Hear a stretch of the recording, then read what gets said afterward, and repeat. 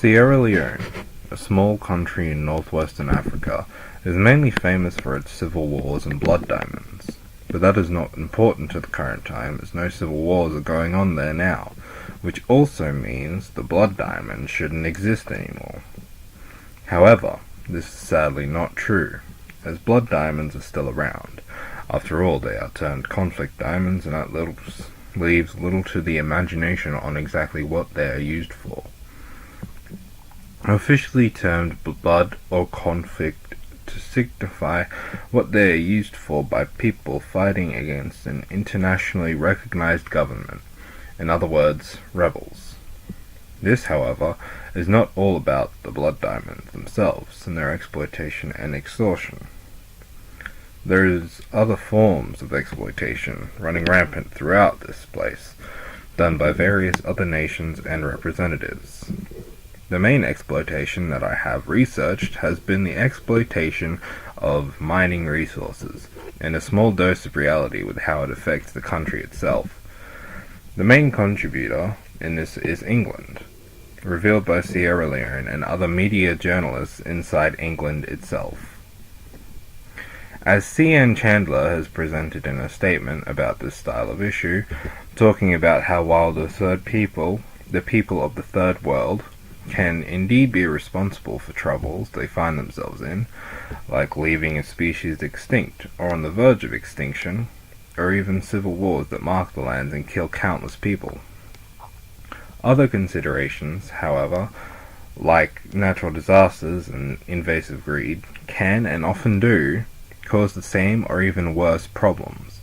Natural disasters being earthquakes, tsunamis, and the like, while invasive greed is another country technically invading for the express purpose of exploiting something or everything in another location. This is an extremely bad problem for the people having these difficulties, because those things that they were most likely already dying from have added more problems and increased the severity of them for future generations, if there are any.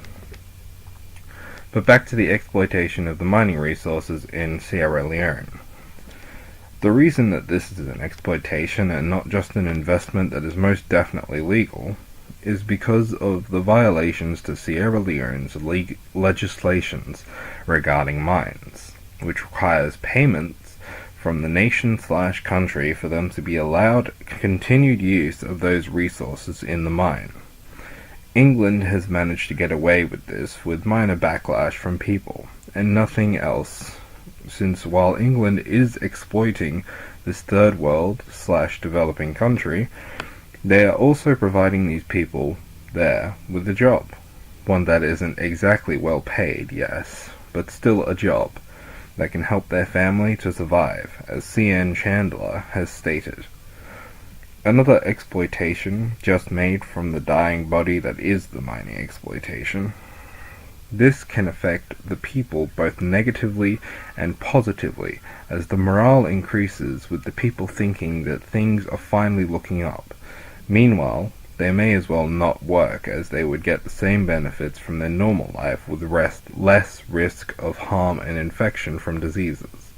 Of course, not all diseases, as some, if not most, diseases can be caught regardless of near a mine or not. Of course, solutions do exist, but not all are achievable. For example, kicking out all the developed countries and nations from Sierra Leone so that they can use all their own resources effectively without losing profit. This would require some semblance of control by the ruling body over the country, so that they could do anything and an idea of what to do to be able to do it effectively. However, an idea like enforcing